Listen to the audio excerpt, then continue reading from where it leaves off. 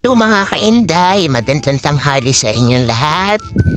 Dito tayo ngayon sa garden. Pupuntahan natin yung mahiwagang prutas.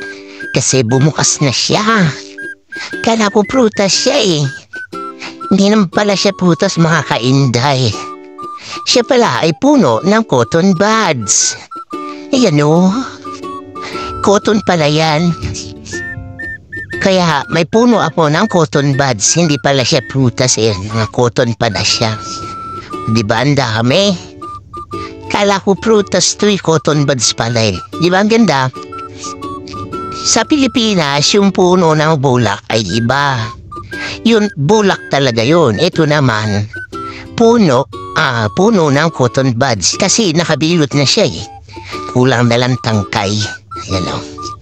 Kaya kailangan tampay na lang para maging cotton buds na. O yan, di ba ang dami ko ng cotton buds? Pwede na akong ipon nito. Yan, madami siya eh. Kala natin mahiwagang prutas eh.